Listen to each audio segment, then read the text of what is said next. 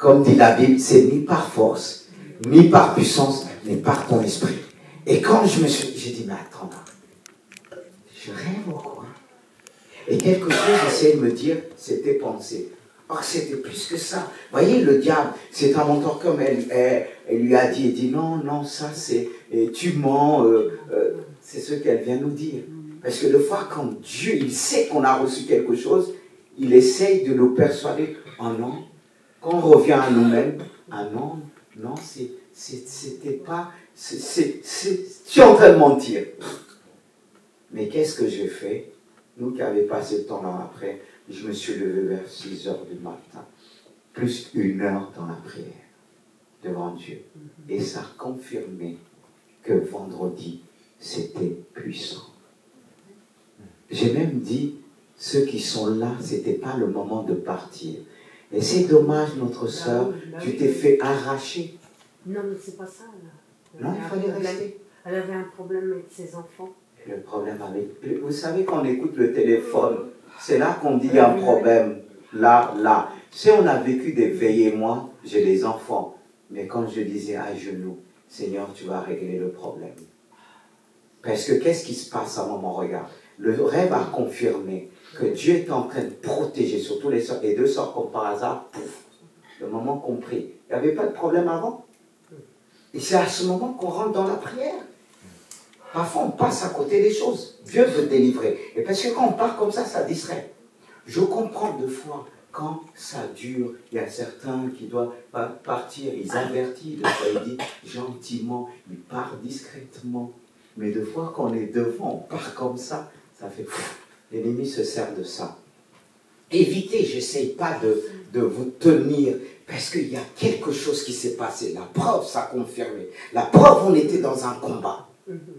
Parce que je vous dis, ce que j'ai vécu, ce n'est pas un rêve. Et c'est ce qu'elle a vu, elle. Ce n'est pas un songe. Un songe, c'est lorsqu'on dort. Mais là, je ne dormais pas. Une vision. C'était carrément une vision. Et parfois, c'est quelque chose qui agit pleinement. Et je l'ai vécu, l'un de mes enfants qui est sorti de l'hôpital. Quelque chose est venu à un serpent l'engloutir. Et j'ai dit, mais qu'est-ce qui se passe? Je ne dormais pas. Et aussitôt le lendemain, dans le jeûne et la prière. Oui. C'est ce que nous allons partager dans la Bible, justement. Le message, le thème de ce matin, c'est Seigneur, conduis-moi sur haute montagne. On était sur une haute montagne vendredi. Et quand Dieu nous conduit, il se passe des choses. Et vous savez que celui qui conduit, parfois il est combattu, attaqué. Le diable n'est pas content. Il n'était pas content vendredi. Il n'était pas content. Il voulait se déchaîner sur moi. Mais j'ai la puissance de Dieu. J'ai la puissance de Dieu. Et il a essayé physiquement, m'alentir, me détruire. J'ai dit, tu vas me déposer. Tel que tu m'as pris sur la terre, tu m'as soulevé. Il y a des gens qui sont forts physiquement. Si vous essayez de mesurer, la Bible n'appelle pas pour rien. C'est pas pour rien que la Bible appelle l'homme fort. Il ne faut pas le sous-estimer. Il est fort. Et même spirituellement, il peut nous détruire. Parce que la manière qu'il a fait, il avait le feu en lui. Mais moi, j'avais le feu de Dieu. Lui, cet homme fort, avait le feu de Satan. N'est-ce pas qu'il le dit? Le dragon donnera son pouvoir à la bête. Ah oui, pour anéantir le monde, mais pas l'église de Jésus-Christ. Parce que cette église, elle est conduite sur haute montagne. Alors ma prière ce matin, c'est de dire, Seigneur, conduis-moi sur une haute montagne. Seigneur, conduis-moi sur une haute montagne. Et cette église est comme une montagne, parce qu'elle protège. Parce que le diable programme les choses. Il avait même programmé des accidents. Mais ça a été déjoué par le nom puissant de Jésus. Il y a des choses qui étaient programmées. Et si vous restez dans certaines choses, certaines pensées, ça vous bannit. Et pour refuge l'église de Jésus-Christ. Au nom de Jésus. Et ma prière ce matin, c'est de dire, Seigneur, conduis-moi sur une haute montagne. Et ce qui va compléter ce grand sujet, c'est de le dire, une montagne très élevé. Une montagne de transformation. Une montagne de lumière. Une montagne de gloire. Est-ce qu'on peut encore le dire ensemble?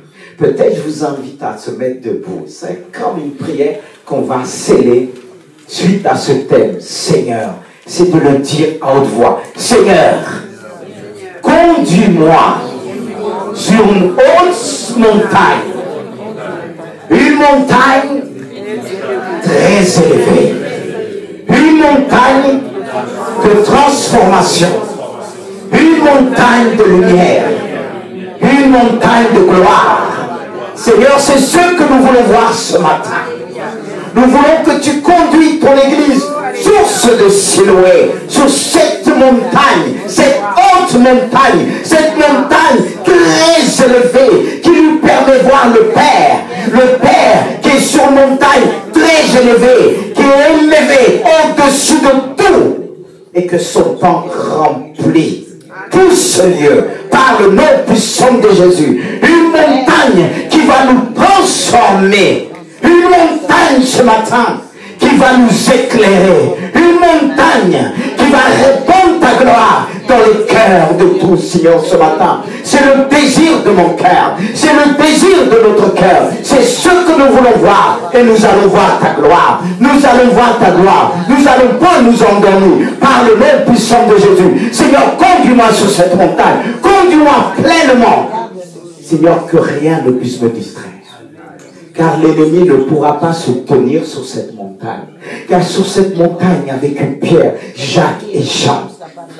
Mais ils ne pouvaient pas être sur cette montagne de gloire. Ma prière, c'est que tu puisses conduire ton Église pleinement. Une montagne de guérison, une montagne de transformation, une montagne de paix. Je veux être élevé avec toi. Tu es monté vers le ciel pour nous élever. Tu es monté vers la gloire du Père pour répandre ta gloire dans nos cœurs. Ce matin, nous voulons te dire, nous avons faim et soif de cette gloire. Nous avons faim et soif de te toucher.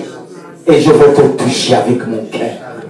Je veux parler avec mon cœur. Je veux parler avec simplicité. Seigneur, glorifie ton nom et que ton peuple t'élève ce matin. Amen. Amen. Justement, nous allons prendre ensemble le passage Matthieu 17. Du verset 1er jusqu'à 8. Et sachez-le que ce passage est en parallèle avec Luc 9, du verset 28. J'aurai l'occasion d'apprendre quelques passages de l'évangile de Luc. Pourquoi? Parce que l'évangile, ces deux passages nous éclairent. Il y a certaines choses qui est dit dans Luc qui n'est pas dit dans Matthieu. Et ça nous permet de bien rentrer dedans pour comprendre ce récit. Amen. Lisons ensemble. Il dit, 6 jours après, Jésus prit avec lui Pierre, Jacques et Jean, son frère. Et il les conduisit à l'écart sur une haute montagne. Il fut transfiguré devant eux. Son visage resplendit comme le soleil et ses vêtements devinrent blancs comme la lumière. Et voici, Moïse et Élie leur apparut, s'entretenant avec lui. Pierre, prenant la parole, dit à Jésus, Seigneur, il est bon que nous soyons ici. Si tu le veux, je dresserai ici 3 tentes, une pour toi, une pour Moïse et une pour Élie. Comme il parlait encore, une nuée lumineuse les couvrit. Et voici, une voix fit entendre de la nuée ces paroles. Celui-ci est mon fils bien-aimé et en qui j'ai mis toute mon affection. Écoutez-le. Lorsqu'ils entendirent cette voix, les disciples tombèrent sur leurs faces.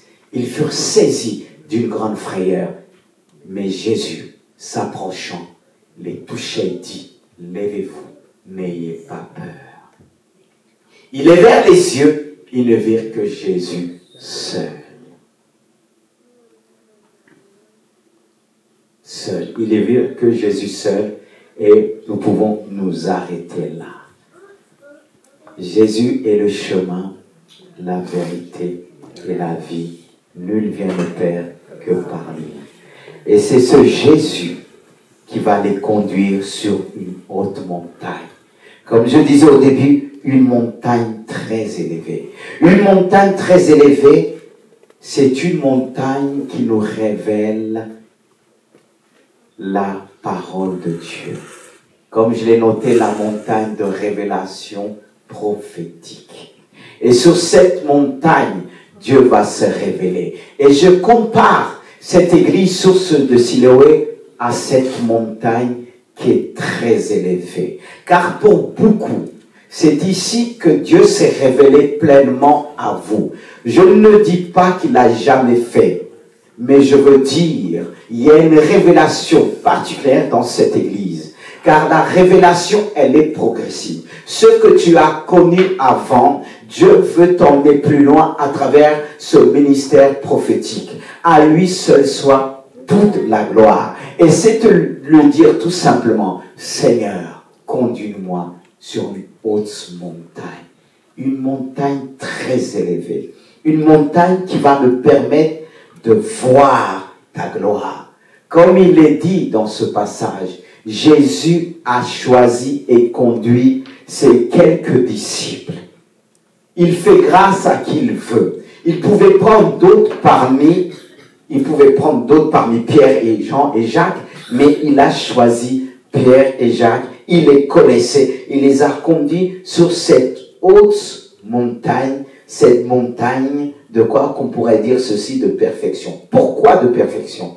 Il est dit 6 jours après, Jésus prit avec lui Pierre, Jacques et Jean, son frère, il les conduisait à l'écart sur une haute montagne. 6 jours après. J'ai noté 6 jours. Quand on parle de 6 jours, c'est égal à quoi? À 7 jours. Quand on parle de 6 jours après, si vous savez compter, peut-être que je me trompe, c'est quoi? Tout simplement le 7e jour.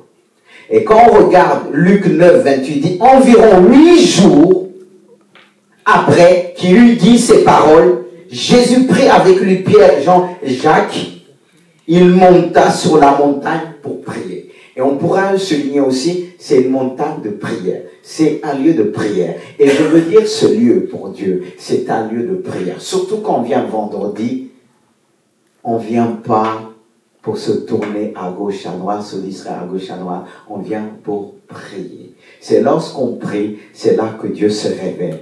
Et lorsque Jésus a prié, le Seigneur s'est révélé. Car le but de cette montagne, c'est de nous emmener plus loin. C'est pourquoi j'ai noté ainsi, au 7e jour, Jésus prie. Jésus prie avec lui Pierre, Jacques et Jean, son frère. Il les conduisait à l'écart sur une haute montagne, c'est-à-dire 7 jours. Le chiffre 7, c'est le chiffre de la perfection, de la totalité. C'est une montagne de perfection. C'est une montagne que Dieu va nous perfectionner. Il y a des endroits quand Dieu te conduit. Je ne dis pas que tu n'as pas eu des expériences, mais il y a certains lieux que Dieu, là où Dieu va te conduire pour la finalité, c'est pour te perfectionner. Et pour être perfectionné sur cette montagne, il faut avoir un esprit de prière. Il faut aimer la prière. Les autres aimaient prier avec Jésus. Ils se laissaient conduire par Jésus. Car il est dit, Jésus les a pris à l'écart. Jésus, quand il nous conduit, il nous met à l'écart de tout. À l'écart de tout ce qui peut nous distraire. À l'écart de tout ce qui peut nous éloigner. On a besoin des moments d'intimité avec Dieu, qu'on se coupe de tout. Comme je disais à ma soeur, parfois, se couper, on oublie qu'on a des enfants, on est focalisé sur Dieu. Oui. Dieu n'a pas le pouvoir de s'occuper quand il sait que là, c'est lui et moi. Oh, moi et lui. C'est lui qui m'a conduit à l'écart. C'est lui qui veut me perfectionner. Alors, pour me perfectionner, il va m'emmener dans un endroit que personne ne pourra me distraire. Parce qu'à moins de détails, de fractions de seconde, le voleur vient, il vole. Il prend très vite. Il est rapide. Ça, il ne faut pas s'amuser. C'est pour ça que Dieu, il y a des moments donnés dans ta vie pour te perfectionner. Il va t'emmener sur une haute montagne. Parce que là, il veut t'enseigner. Il veut rien qui puisse te distraire. Moïse l'a vécu. Quand Dieu lui a emmené sur une haute montagne. Parce qu'il fallait que Moïse reçoive la parole de Dieu dans toute sa réalité. Totalement la parole de Dieu. Il fallait que cette parole le perfectionne. Et quand on rate ces moments-là, qui sont précieux, parfois il faut attendre longtemps des années. Dieu n'a pas le temps à perdre, c'est pour ça qu'il les a conduits à l'écart. Si tu peux te dire ce matin, mon Dieu n'a pas le temps. Il n'a pas le temps à perdre. Même si nous disons, c'est un Dieu de grâce. Mais le temps de grâce peut durer longtemps. La visitation de Dieu. Et Dieu les a conduits à l'écart. Et je bénis Dieu pour les perfectionner. Mais Dieu veut te donner cet esprit de prière. C'est cet esprit de prière qui va t'emmener à dire, Seigneur, conduis-moi sur une haute montagne. La montagne de la transformation. L'Esprit de Dieu nous perfectionne. Il nous transforme pour être bien. Parfait. Vous allez me dire le mot parfait, non? N'est-ce pas qu'il est dit? Soyez parfaits comme le Père est parfait. C'est-à-dire quand tu rentres dans cette dimension, tu ressens la perfection de Dieu. La sainteté de Dieu te bouleverse, comme c'est ce qu'elle a vécu. Notre sœur Euphilie. Et elle a passé le temps à vomir, parce que Dieu était en train de la nettoyer, la purifier, enlever tout ce qui doit être enlevé. Parfois, quand il y a des moments que tu sens la présence de Dieu, tu sens un moment que tu as envie de vomir. Tu ne sais pas ce que tu vomis.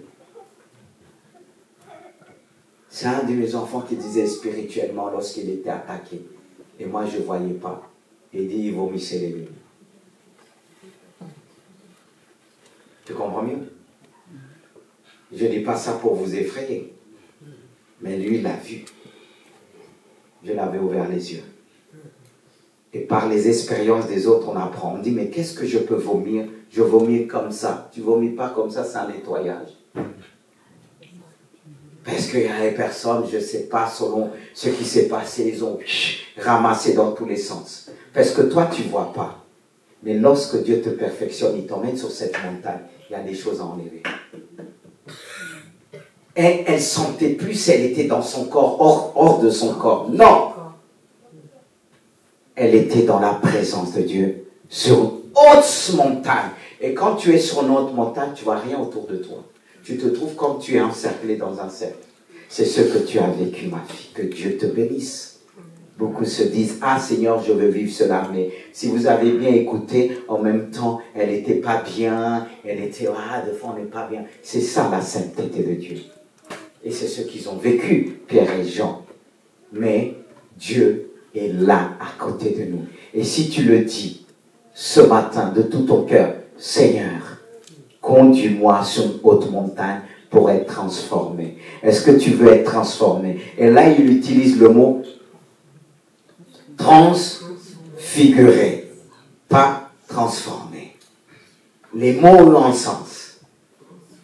Transformation, peut-être on peut pas, qu'on parle de transformation, on parle d'une transformation totale. Mais elle dit transfiguré. On parle de quelque chose, une image. Voilà. Une image. Et c'est pour ça que j'ai noté ceci. C'est pourquoi j'ai dit, c'est quoi transfigurer? J'ai noté en premier ce que j'ai trouvé, changer l'aspect de quelque chose. C'est pas... l'aspect de quelque chose, ça peut être un objet, une figure, quelque chose qu'on a. D'un coup, on voit cette chose se transformer. Mais quand on parle de la transformation, elle est totale même de nous-mêmes. Mais là, il parle de la transfigurer, de changer l'aspect de quelque chose, sa nature, en donnant un caractère éclatant, magnifique. Beau, comme vient de le dire. Donner un éclat inaccoutumé au visage de quelqu'un. Et là, c'était le visage de Jésus. Le visage de Jésus. Lorsqu'on se tient dans la prière, notre visage rayonne. On devient encore plus jeune. La prière nous rajeunit. Un homme de prière, une femme de prière, Dieu le rajeunit. Il n'a plus la notion du temps. Pas simplement autour de nous, ton visage n'a plus la notion du temps. C'est un visage qui est rajeuni. Si vous suivez. Toi qui essaies de mettre toutes sortes de produits pour te rajeunir, je te conseille, sois un homme, une femme de prière et tu verras. Je ne dis pas d'arrêter de mettre, mais il se peut que si tu rayonnes, tu ne vas pas avoir le besoin. Alléluia. Ah, on ne dit pas amen, pourquoi? Est-ce que ça vous a choqué? On vous donne le remède spirituel, vous avez du mal à dire amen, alléluia. Hey, moi j'aurais crié, j'ai dit, oh Seigneur, je rayonne. Mais quand tu rayonnes, fais attention parce que tu attires. Tu peux même attirer les méchants qui vont venir voler. Ça, il faut faire attention quand on rayonne, mes frères et mes sœurs, parce que quand tu rayonnes, tu vas croire que tu es la plus belle. C'est Jésus qu'on dit le plus beau des fils de l'homme. C'est Jésus qui rayonne en toi. C'est Jésus. Mais tu as besoin d'une vie de prière qui va t'emmener rayonner. Cette prière, l'aspect, il est dit de Jésus. Me sert le verset. Il dit, fut transfiguré devant eux et son visage resplendit comme le soleil. Mais, toi qui brilles de visage, je vais te donner un autre aspect qui va éviter ceux qui convoitent d'arrêter de fixer un regard continuellement. Parce que si tu rayonnes comme le soleil, est-ce qu'on peut regarder le soleil? Ah ben non, ça t'éblouit. Pour te regarder, pour voir comment tu rayonnes, on va se mettre à distance. Et le fait qu'on va se mettre à distance, on ne pourra pas te toucher. Parce que pour voir bien le soleil, on s'éloigne un peu. Mais tu ne peux pas venir regarder le soleil face à toi, tu risques d'être frappé d'aveuglement. Alors tous les voleurs qui veulent s'approcher de moi pour voler, ils seront frappés d'aveuglement. Amen. Au nom de Jésus. Ne sois pas que la lumière, mais tu dois rayonner comme le soleil. Car si ton visage, on va dire, oh, le visage, on va vouloir s'approcher. Ah! Si tu t'approches, tu vas brûler. Alors dis à Dieu, conduis-moi sur cette montagne, que je puisse rayonner comme le soleil. Mais si tu rayonnes comme ça, ça va attirer les séducteurs. Mais les séducteurs vont te regarder de loin. Ils ne vont pas s'approcher. Parce qu'on t'appelle soleil. Tu n'as pas besoin de mettre ton nom, ce nom à ton enfant. Parce qu'après, ça paraît bizarre. Mais on dira dans leur cœur, non. Elle rayonne comme le soleil. C'est l'effet de la montagne. L'effet de la perfection de Dieu. Quand il opère pas simplement à l'intérieur de toi. Parce qu'il y a ceux qui disent, ah, il n'a pas vu mon cœur, seul Dieu voit mon cœur. Avec Dieu, il voit ton cœur, mais il permet qu'on puisse voir ton cœur. Parce que tu es ce soleil qui rayonne. Et ce soleil à distance peut éclairer. On n'a pas besoin d'être là pour éclairer. N'est-ce pas qu'il est dit? Le regard de Dieu parcourt toute la terre. Ça ne veut pas dire qu'il est présent partout, mais il voit tout. Il n'est pas présent dans nos bêtises, mais il voit. Parce qu'il voit de loin. Et quand Dieu te conduit, si tu te laisses porter sur cette montagne, tu ne vas pas simplement voir les choses de loin prophétiquement, mais tu vas envoyer ce rayon de soleil. On le voit de loin. N'est-ce pas que le soleil, on a une distance avec le soleil, mais on peut le voir parce qu'il y a une distance. Et Dieu permet à tout homme qui puisse s'approcher de lui d'une manière équilibrée, qu'on puisse le voir sans être frappé. Gloire à Dieu. C'est l'effet de la montagne. Mais Dieu, par contre, s'il te conduit, tu vas s'approcher pleinement de ce soleil. Et ce soleil ne pourra pas te frapper parce que tu t'es habitué à la présence de Dieu. Pour quelqu'un qui n'est pas habitué à la révélation de Dieu, à la présence de Dieu, quand Dieu va se manifester, il aura du mal à se remettre instinctivement. Mais si tu as cette habitude, ta nature devient soleil. Ton corps devient. N'est-ce pas qu'on sait tous que on avait tous une nature pécheresse et on ne peut pas devenir sainteté. C'est impossible à l'homme. C'est un travail surnaturel. On ne peut pas demander à un poisson de vivre sur la terre. C'est impossible. Mais avec Dieu, tout est possible. Amen. Et avec Dieu, ton corps devient un corps glorieux. C'est ce que Jésus a vécu. Ça a commencé à changer autour de lui. Une transformation totale. C'est pourquoi j'ai noté quelques synonymes de transfigurer. J'ai noté changer, embellir, métamorphoser et renouveler. Il y a même d'autres. Dieu veut nous transformer totalement. Métanoïa, c'est un mot grec qui veut dire une transformation totale, spirituelle, moralement et physiquement. Car beaucoup ont été transformés spirituellement, mais pas une comment on dit, métanoïa qui va permettre une transformation totale de l'esprit, de l'âme et du corps. Et beaucoup sont atteints dans leurs émotions parce qu'il n'y a encore pas une transformation totale. Et Dieu veut cette transformation totale et tu pourras l'acquérir sur une sainte montagne. Et non seulement il va te transformer, il va t'embellir. Il y a des personnes qui disent, ah, depuis qu'elle est dans le Seigneur, non, j'aime sa présence.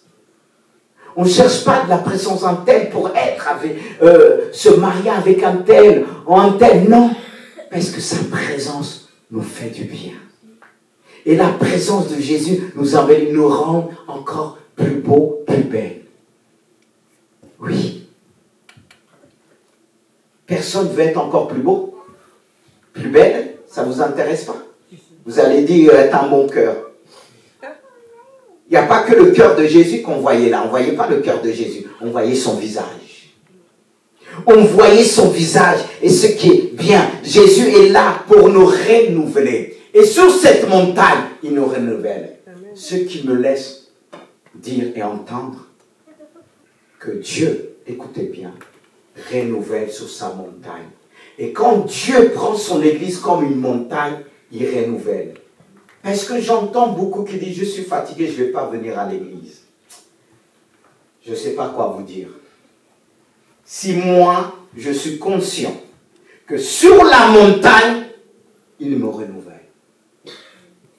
Un corps glorieux, c'est un corps quoi? Qui ne se fatigue point. Il est dit en lui, ne sommeille ni ne dort. Mais la plupart, quand vous êtes fatigué, ah, je vais me reposer, je ne vais pas venir à l'église. Certes, il faut gérer son temps. Et on pourra dire que si on avait sur 7 jours, 4 réunions dans la semaine, on pourra dire, ah, cette réunion, il faut être équilibré, on va finir tard. Mais la plupart du temps des personnes, des frères et sœurs, viennent que les dimanches. Là, vous ne dites pas Amen. Amen. Est-ce que j'ai menti? Non. Alors, le jour de dimanche, qu'on doit se retrouver, on dit, ah, je suis fatigué là. Oh bien, il y en a d'autres, je suis malade. Jésus ne guérissait pas. Où se trouve la plus grande hôpital? Oui, à l'église. C'est à l'église. L'église guérit quoi? L'âme, le corps, l'esprit. Mais le problème, est-ce qu'on croit vraiment? Oh, qu'est-ce que j'ai pas dit, mais je ne vais pas vous prêcher autre chose. Je vais vous prêcher ce qu'on trouve sur la montagne. Si Dieu prend un endroit comme une montagne, parce qu'il l'a dit, cette femme l'a dit, vous dites que pour adorer Dieu, il faut aller sur cette montagne. Jésus a dit leur, Elle est déjà là. Ou ce sera plus sur cette montagne que vous adorez Dieu, mais en esprit, en vérité. Bon, là, tu vas me dire chez toi. Mais quand on parle de la communion fraternelle, il y a des choses que Dieu peut te donner chez toi. Mais il y a des choses qu'il ne te donnera pas, même si tu cries, même si tu jeûnes, il te donnera dans l'ensemble quand tu vas venir crier à l'église. Dieu sait équilibrer les choses. Alors, quand quelqu'un dit, je suis fatigué, si c'est juste la fatigue, alors le mot métanoïa, transformation, ça veut dire quoi? Renouveler. Alors ça veut dire Dieu a menti. C'est-à-dire quand tu dis tu préfères prendre ta couette pour être renouvelé, parfois quand on est fatigué là, tu vas prendre ta couette, tu vas prendre la chaleur, c'est au niveau de l'âme, tu ne vas pas être renouvelé. Mais quand tu viens sur la montagne, la gloire de Dieu va faire en sorte, les pensées vont être chassées. C'est pas qu'ils vont être chassés, il ne peut pas être là. Car s'il dit t'es encore glorieux, tu as des pensées glorieuses. Ah, c'est facile à dire. Comment on prêche, on prêche, on prêche. Deux fois, on dit, on met tous ces paroles où ils sont là qu'on puisse se rappeler. Le Saint-Esprit nous rappelle. Mais combien de fois qu'on a dit, et je l'ai fait au départ, quand je travaillais à l'époque dans la restauration, mais Dieu là, deux fois quand il te conduit d'une manière particulière, il dit, laisse les autres. Mais quand je me disais, je vais me reposer, non, je suis rentré tard à minuit, je n'ai pas allé. Là, je n'arrivais pas à dormir. Dieu a dit, c'est quand tu vas venir. Même, je suis capable de te renouveler en 2 heures de temps. Je ne reste pas longtemps au lit. Je suis arrivé 2 heures et tout ça. Deux fois, quand j'oblige, j'envoie des tests, les gens pensent que je ne dors pas. Si je dors sur la montagne de Dieu, alléluia. Parce que quand tu dors sur la montagne de Dieu, c'est comme si tu dors sur la barque. Qu'il y a des flots, il y a de l'eau, il y a la tempête, mais toi tu vas dormir. Mais nous, on ne peut pas dormir en disant tu vas régler tes problèmes. Non, mais tu vas entendre le bateau aller dans tous les sens. Et après, tu vas courir Jésus. Jésus, je ne comprends pas, tu dors. Mais il est sur la montagne. Est-ce que vous suivez? Alors, ma prière, c'est de conduire-moi sur cette montagne. C'est là que tu vas nous renouveler. Parce qu'aujourd'hui, il y a même des enfants, des jeunes gens qui ne dorment pas la nuit. Ils est dans les jeux, ils ne sont pas renouvelés. Après, ils vont dire, non, je suis fatigué. Est-ce que c'est Dieu qui t'a dit de jouer toute la nuit?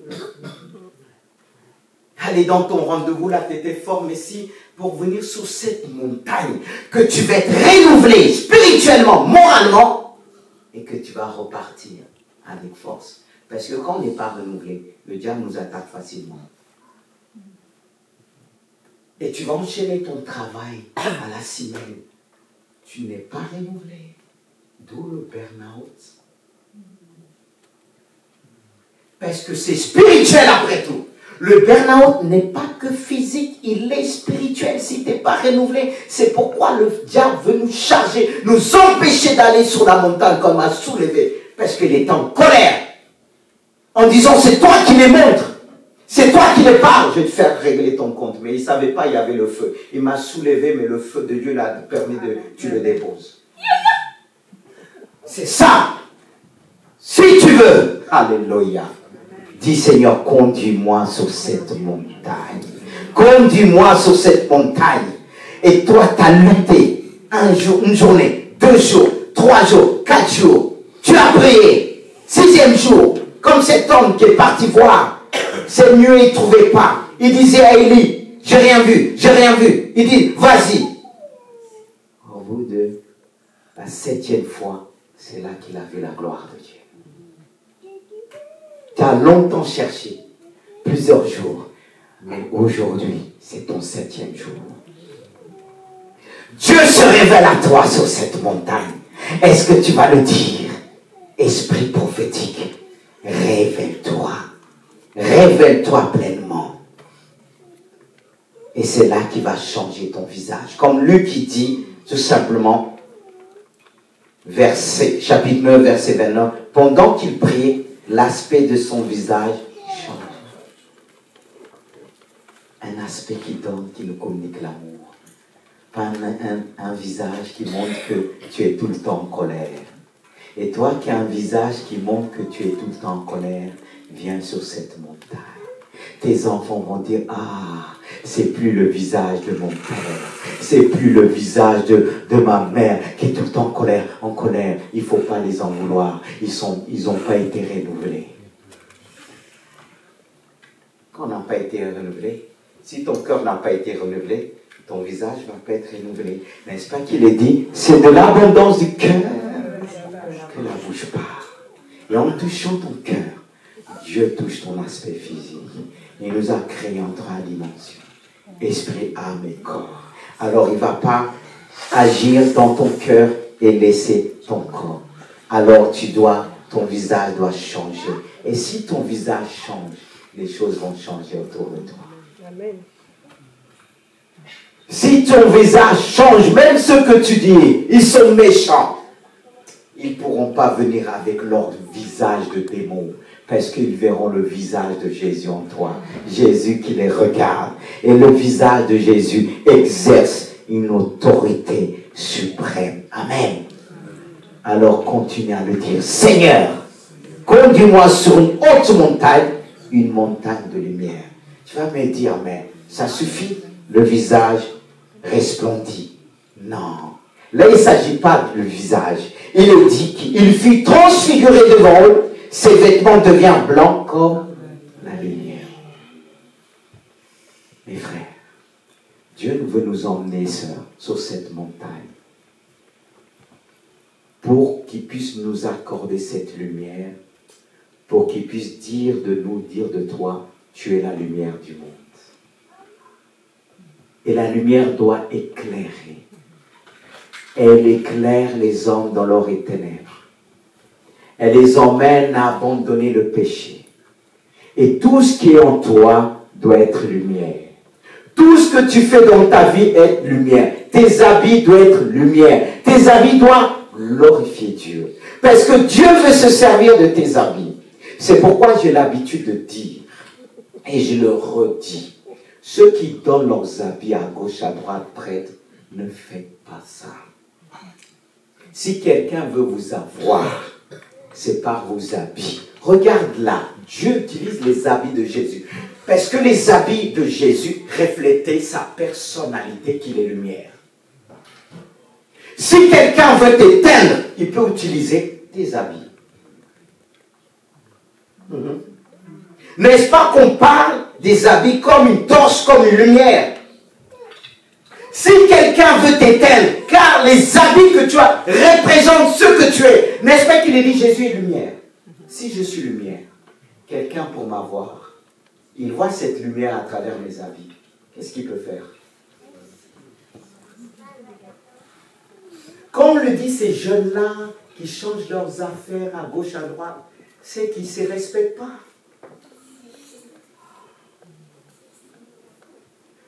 Je parle en connaissance de cause, des choses que je connais, j'ai voyagé. Il y a des gens pour avoir d'autres personnes, on leur disait, emmène quelques affaires de cette personne, même ils demandent parfois des affaires intimes. On va me dire, c'est rien. Sinon, Dieu n'aurait pas utilisé les habits de Jésus. Si c'était rien.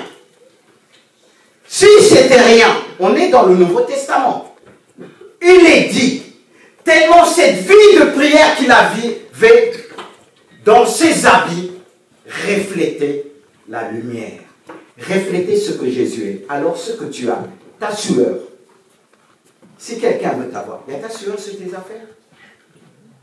C'est comme toi, tu donnes ta bénédiction, ce que tu es, tu donnes, tu distribues à l'autre. Il y a des gens qui ont les yeux ouverts, il va te demander pour prendre ce que tu es. Et toi, comme Dieu, tu vas dire, je suis sauvé par grâce. Mais la grâce de Dieu te demande d'être prudent. La grâce, je parle aux jeunes. Parce que vous dites, ils ont l'habitude de dire, quel rapport? Une grâce d'incrédule. Est-ce que tu as la place de celui qui te dit, fais attention? Est-ce que tu as vu les choses que j'ai vues? Je ne me dis pas ça pour élever ma personne, mais parce que j'élève la personne de Jésus-Christ. La Bible nous dit, interroge la mer, le ciel, les oiseaux, ils t'enseigneront. Interroge les anciens. Interroge, voyage, interroge les autres. Ils t'enseigneront. Mais on n'interroge pas. On se croit suffisant. J'ai dit encore, l'habit nous représente. Les vêtements de Jésus ont représenté Jésus. Alors ce que tu es, on va voir à travers des vêtements. Le manteau d'Élie, Élisée va récupérer le manteau d'Élie. Et qu'est-ce qu'il a fait avec le manteau d'Élie? Toi qui dis non, tu connais la Bible? Parlons d'Élie. Élisée a récupéré le manteau d'Élie pour faire le même miracle. Parce que quelqu'un qui détruit ses amis, le diable va savoir que tu détruis, il va envoyer un sorcier et tu vas lui donner. C'est pas que tes amis là, c'est des sorciers. Mais tu as l'habitude, le diable t'observe. Il va dire, on va la voir dans ça. Oh. N'est-ce pas qu'on parle de la montagne de la prophétie? La montagne de la révélation. Là, on est sur la montagne de révélation. Je n'ai pas fini de te révéler les choses. Parce que de même, ce que je te dis, c'est des choses que je dis à mes enfants. Faites attention. Mais parfois, il y a des têtus. Juste quand son nom arrive. Mais deux fois, quand ça t'arrive, c'est trop tard. C'est trop tard. C'est trop tard.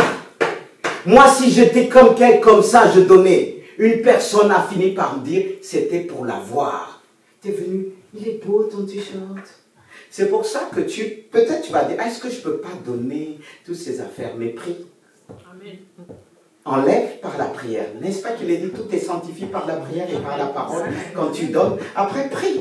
Tu dis, Seigneur, j'enlève ma personne.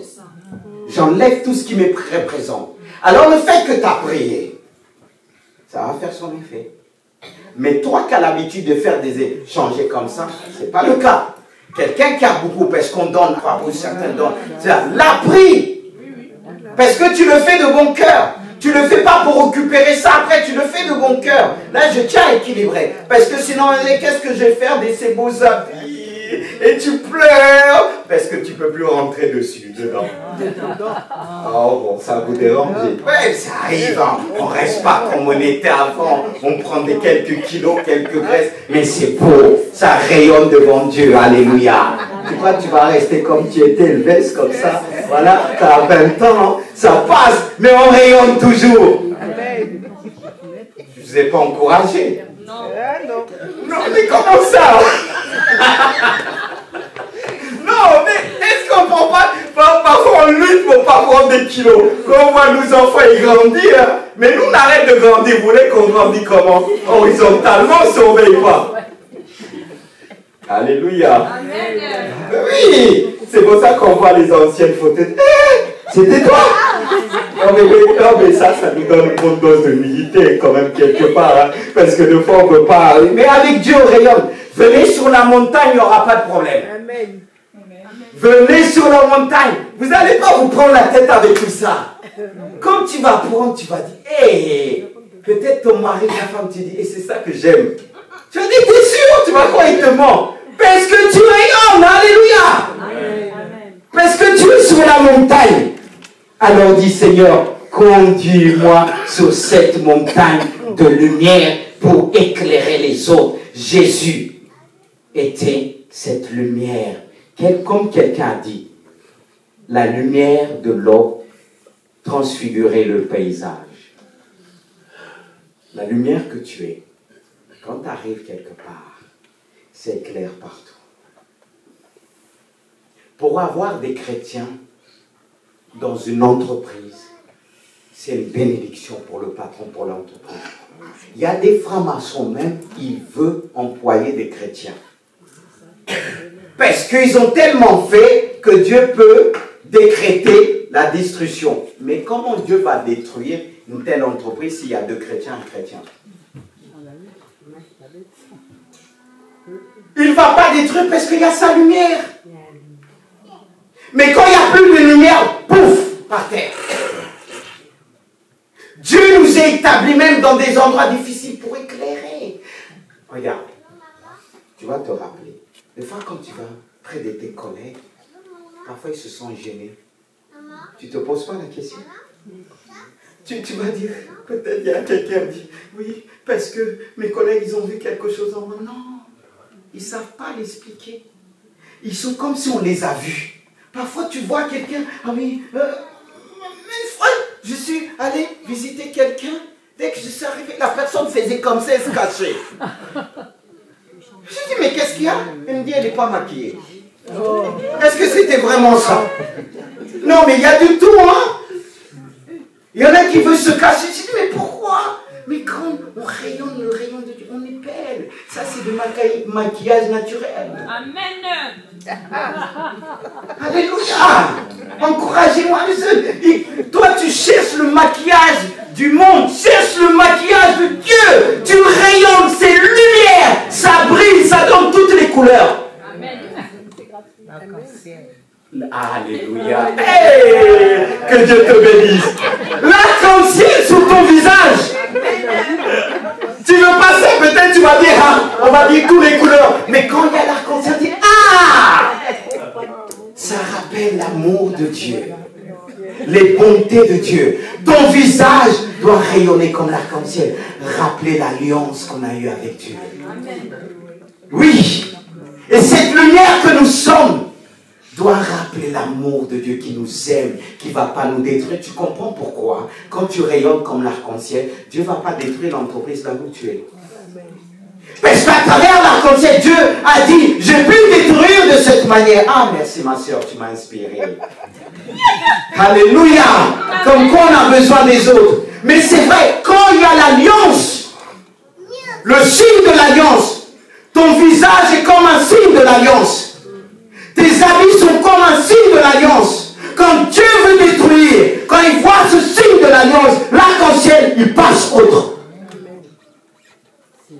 C'est pourquoi il dit, je cherche un homme qui a ce signe. Je cherche une femme qui a ce signe. Au lieu de chercher l'alliance des hommes pour attirer les hommes, pour attirer les femmes, cherche cette alliance de tout ton cœur et tu verras la gloire de Dieu. Alors dis-lui, Seigneur, conduis-moi sur cette montagne qui me rappelle cette alliance que tu as eue avec nous. C'est pourquoi nous savons tous que Jésus est cette alliance. Jésus est l'arc-en-ciel. Et quand Dieu nous regarde, il ne voit plus ce que nous étions avant, mais il voit Jésus en nous, la lumière du monde. Jésus est la lumière du monde. Alors cherche Jésus et il te conduira. Il est celui qui va te conduire sur cette montagne. Car personne ne peut monter en haut si ce n'est que Jésus. Et par Jésus, nous avons l'autorité, le privilège de monter dans un lieu élevé. Et Dieu veut te conduire. Il veut te pousser plus haut, toujours plus haut, jamais en bas. Et là, tu peux dire à Satan, il a fait de moi la tête, non la queue. Et il m'a dit, je serai toujours en haut. Cette église sera toujours en haut. Parce que Dieu a signé une alliance avec elle. Pas simplement une alliance de sang, mais avec ton vêtement. Avec ton vêtement. Qu'est-ce que Dieu a donné à Joseph? Qu'est-ce que son père a donné? Un vêtement de plusieurs couleurs. Qui reflète la lumière. Ah oui. Comme cette vision que Dieu m'a montrée, je regardais ces vêtements de lumière qui étaient en moi. Et quand j'ai vu celui de l'apôtre Paul, qui a fait signe, il avait toutes les couleurs. Et Dieu veut te donner un vêtement de couleur. Et qui représente quelque chose. N'est-ce pas qu'il est dit comme Mardochée, sortez de la maison du roi. Il avait un vêtement bleu et blanc. Et j'ai dit à Dieu, qui signifie cela? C'est un vêtement de royauté. Couleur bleue. Un vêtement de victoire. Un vêtement de pureté. Et Dieu veut que tu éclaires. Tu envoies un rayon de soleil. Lumière rouge, lumière bleue, lumière jaune, comme l'arc-en-ciel. L'arc-en-ciel, il y a toutes les couleurs, même les couleurs que nous ne connaissons point. On croit qu'on le voit, il y a 4 couleurs. Mais Dieu veut t'emmener en hauteur, que tu puisses voir la lumière de l'arc-en-ciel t'approcher de Dieu, t'approcher de cette alliance de sang, de victoire et de royauté. Et que le nom du Seigneur soit béni. Il te conduit sur cette montagne. C'est pourquoi je remercie Dieu pour la prophétie qu'il vous donne, que cette prophétie qui vient nous donner de la lumière, de l'arc-en-ciel. N'est-ce pas qu'on est sur la montagne? Et je veux dire, Seigneur, parle encore. Mais c'est pas fini. Car il est dit, le dernier point, Seigneur, conduis-moi sur une haute montagne, une montagne de gloire. Parce que tu vas dire, la lumière, c'est la gloire. La lumière, en Jésus, nous révèle la gloire de Dieu. Par la lumière que Jésus représente, quand on est dans cette lumière nous permet de voir beaucoup plus clair. Nous permet de voir qui est Dieu. Et c'est ce que ses disciples ont vu. Car il est dit, pendant qu'il priait, l'aspect de son visage changea et son vêtement devient d'une éclatante blancheur. Et voici, deux hommes s'entretenaient avec lui, c'était Moïse et Élie. Et Moïse et Élie sont où? Dans la gloire. Jésus est la lumière. Quand tu rentres en Jésus, tu rentres dans la gloire de Dieu. Et tu vois ce qui se passe dans le ciel. N'est-ce pas qu'on peut dire le ciel sur la terre? Et Jésus a dit, tout pouvoir m'a été donné dans le ciel et sur la terre. Et si je viens à Jésus, sur la terre que je suis, je vois la gloire de Dieu dans le ciel. Je vois les élus dans le ciel. Je vois Moïse. Je vois Élie. Et certains ont vu tout apôtre. Parce qu'ils sont montés sur la montagne de gloire. Dieu veut conduire son église dans cette gloire. Et je continue dans le chapitre de Luc. Il dit, voici deux hommes s'entretenaient avec lui. C'était Moïse et Élie qui apparaissaient. Oui. Nous, on est sur la terre, mais en même temps, tu es dans la gloire. Savoir de temps en temps ce qui se passe dans le ciel. Parce qu'il y a des conseils qui se tiennent dans le ciel qui vont trancher par rapport au monde. Quand il y avait une année, j'étais dans la prière. Dieu m'a dit, tu vois les conseils qui se tiennent sur la terre. Il y a des conseils aussi qui sont dans le ciel. Il y a parfois mes apôtres, des anges et des personnes que je prends en bas qui voient ce qui va se faire. Je vous dis ça parce j'ai le privilège de le dire, parce qu'on est sur la montagne de la révélation. C'est pour ça que je profite de dire ce que j'ai vécu avec Dieu. C'est comme disait notre soeur, si elle dit ça, les gens vont dire qu'elle est folle. Mais moi, je suis lucide. Parce qu'il y a des choses, je dis, mais Dieu, ça se passe, il dit, quand on tranche, un ange descend avec le message pour l'accomplir. Parfois, c'est des sentences, des réveils. Dieu décide, non, un tel a tellement lutté, maintenant j'envoie. Et il décide tous à l'unanimité. Alléluia. Et on entend un cri dans le ciel. Amen. Boum, ça vient vite. Oh, c'est lorsqu'on se laisse porter dans ce ciel de gloire. Dieu te montre pas tout. Pas tout, parce que regardez ce que Dieu dit toujours dans Luc, qui apparaissait dans la gloire. Il parlait de son départ, qui allait accomplir à Jérusalem. Pierre et ses compagnons étaient apaisantis par le sommeil. Il dit, mais, j'aime bien ça, mais, s'étant tenus éveillés, ils virent la gloire de Jésus. Il y a des moments, il faut dire le sommeil, mets-toi à côté. Oui, il y a des moments pour voir la gloire de Dieu. On lutte parfois avec la fatigue. On lutte parfois avec le sommeil. Qu'est-ce qui s'est passé vendredi? Il y avait des luttes. Mais ils ont dit non. Ils étaient apaisantis. C'est comme le sommeil était là. La fatigue parfois la fatigue arrive chez toi. Tu sens qu'il faut venir sur la montagne. Mais la fatigue te dit reste. Le sommeil reste. Et tu dis alléluia. Non. Eux, ils ont dit non. Ils ont dit non. Parce que le mot apaisanti, par le sommeil, c'est comme tu peux. C'est lourd. C'est tellement lourd. Lourd. Voilà. Mais ils voulaient voir la gloire de Dieu. On veut voir la gloire de Dieu. Sommeil. Et si tu vas à gauche, j'irai à droite. Parce qu'il y a des moments, des nuits, qu'on appelle des nuits de prière, mais c'est des nuits de gloire. Amen. Et si tu t'endors, non, tu vas passer à côté. Eux, ils ont dit non. On veut voir la gloire de Dieu. Et ils ont vu la gloire, il dit, de Jésus. Jésus est la gloire de Dieu. Et il y a même des personnes que Dieu t'envoie pour prier, pour te parler. Toi, vite fait, tu vas t'endormir.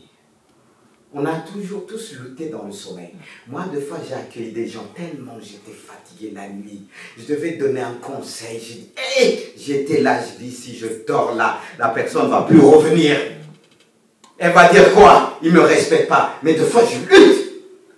Je peux expliquer que la personne écoute. C'est pas ma faute, j'ai pas dormi, j'ai pas fait ceci. Mais je dis, Seigneur, donne-moi quelque chose de prophétique, que je puisse dire, mais au-delà de ce que je suis, que je peux ressentir, je sens une révélation qui me dit la personne. Il y a ça, j'ai dit gloire à Dieu. Parce que sur la montagne de gloire, le sommeil n'a pas sa place.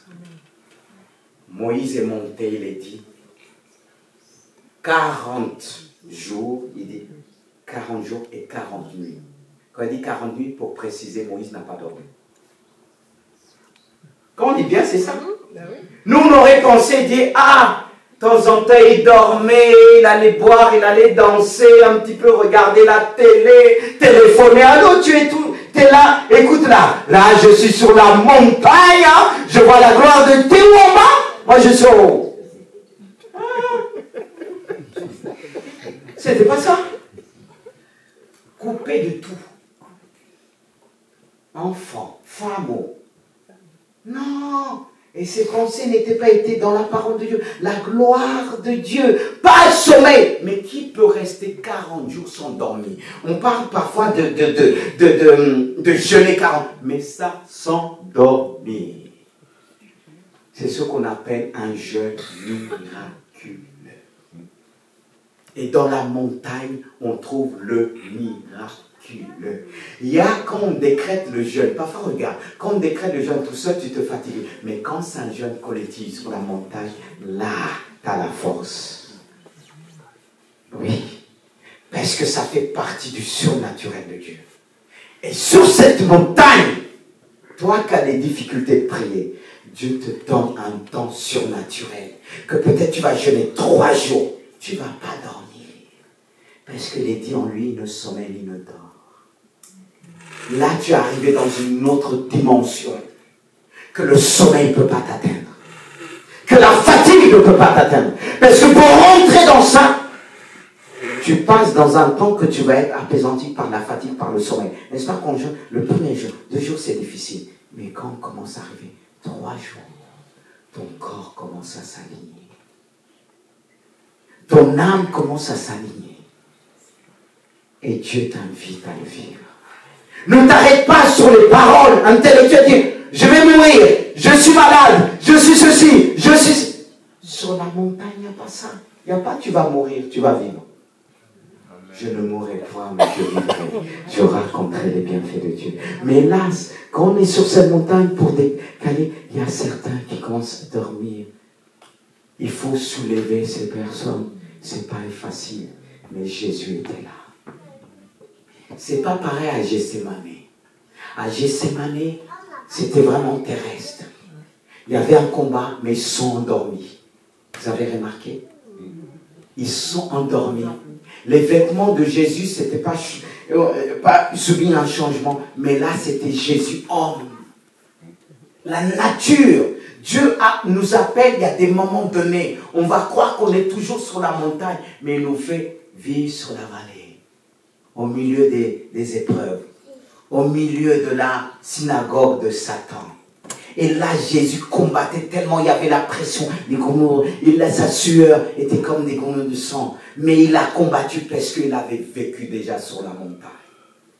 Et le fait qu'il est descendu sur la vallée, il est descendu avec une force. Ce qui va nous faire tenir, c'est notre vie sur la montagne. Et c'est cette vie qui l'a fait tenir. Mais pour les disciples, c'était partiel, c'est vrai. Ils ont vu, ils n'avaient plus cette force. Ils ont oublié la montagne. Comme quoi on peut effacer de notre mémoire les belles choses qu'on a vécues avec Dieu. Et là, ils ont vu Jésus dans toute sa gloire. Ils ont vu Moïse, mais à un moment donné, dans le jardin de Gethsémane. Et pourtant, ils ont subi. Et pourtant, Jésus les avait prévenus. Veillez et priez. La chair est faible, mais l'esprit bien disposé. Jésus voulait les rappeler la montagne.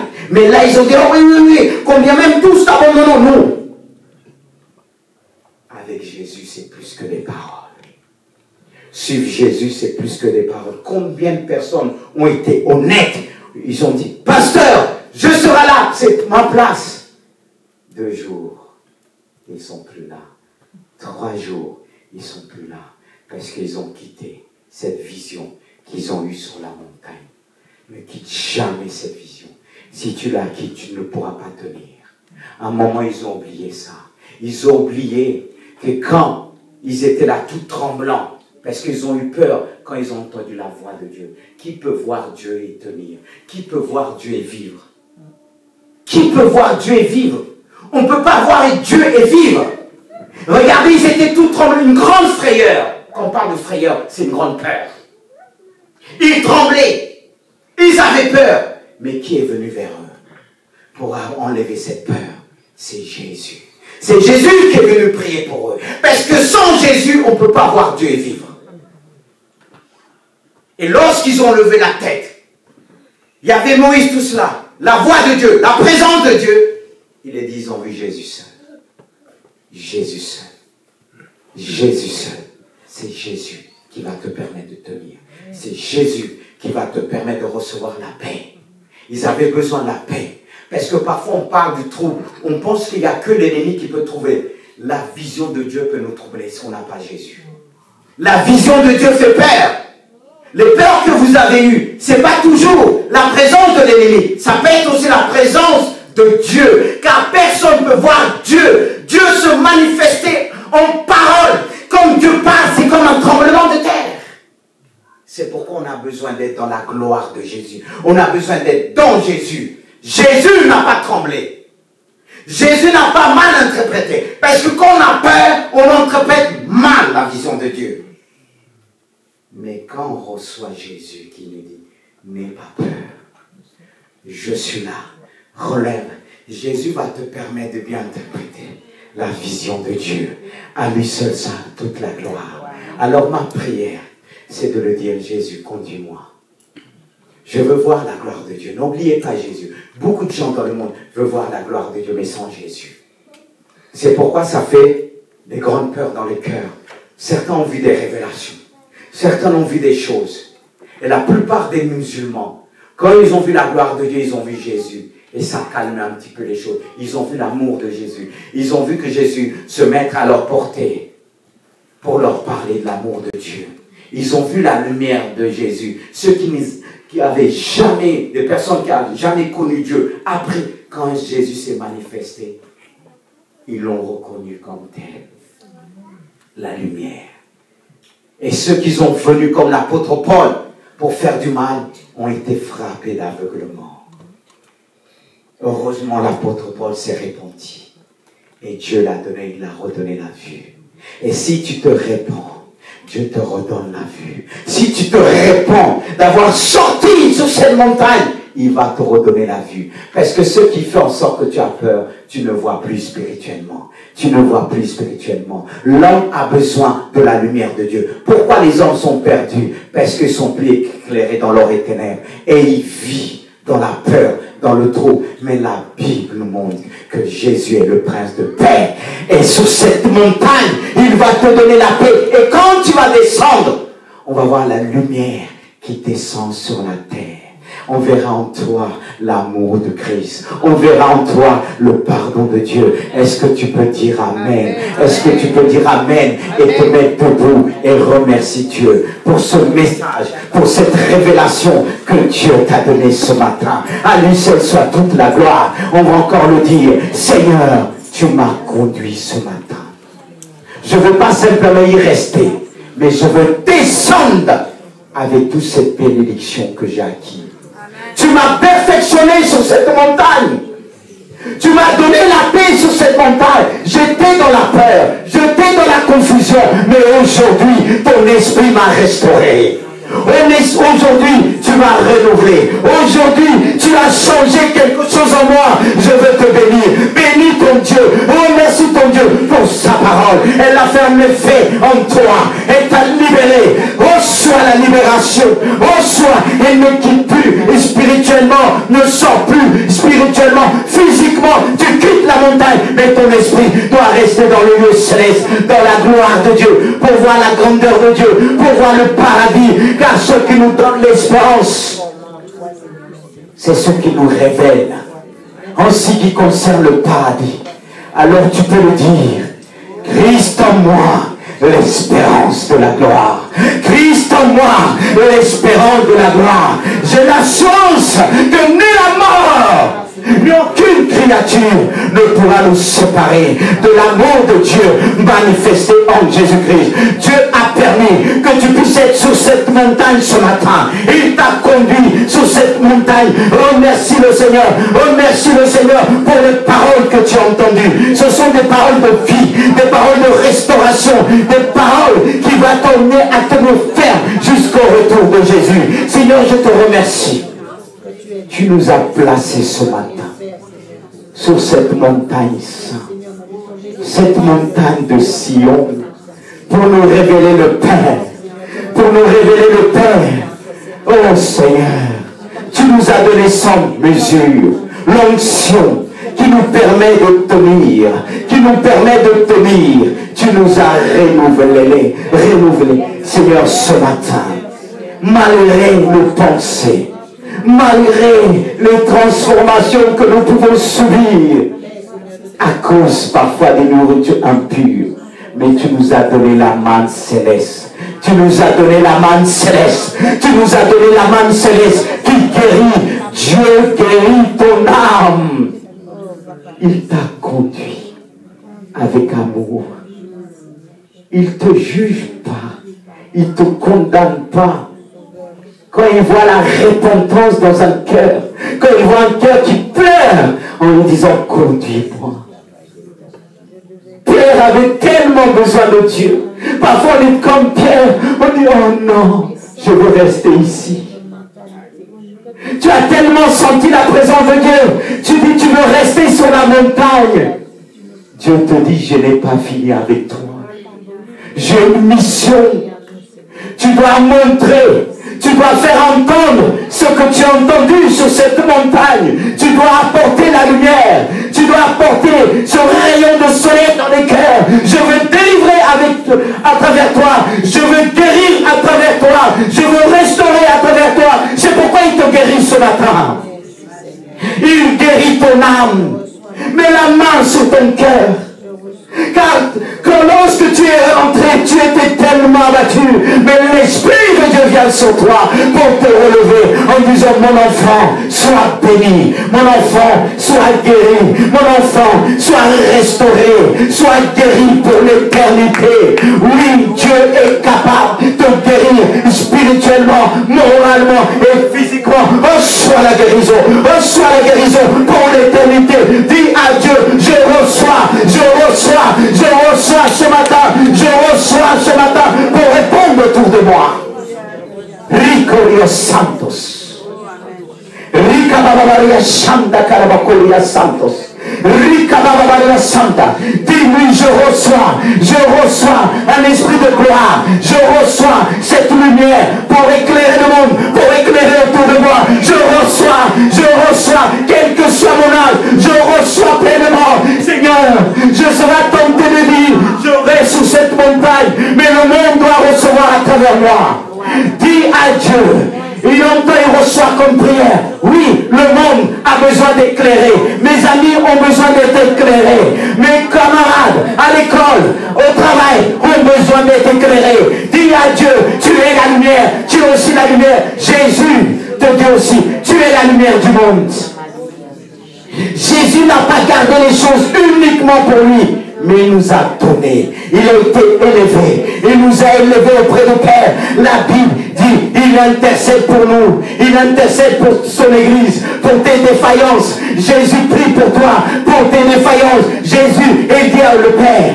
Tout est prêt pour cet avènement, pour arrêter les choses. Mais Jésus dit au Père, attends encore. Attends encore. Je sais qu'elle ne mérite plus. Je sais qu'elle ne mérite plus. Elle s'est éloignée. Mais donne-lui une chance. Fais-lui grâce.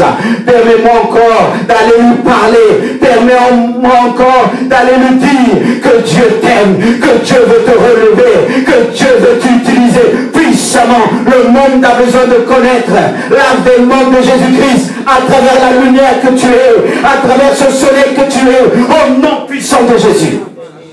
Merci pour le ministère que tu donnes à ton Église. Un ministère de gloire. Et tu as démontré ta puissance. Ce dragon qui voulait détruire, ce dragon qui voulait détruire le ministère des sœurs en particulier, ce dragon qui était là pour envoyer le feu, mais tu l'as réduit en silence, tu as diminué sa puissance en disant silence.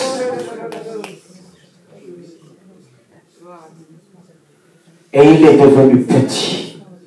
Il a été dépouillé il y a 2000 ans à la croix.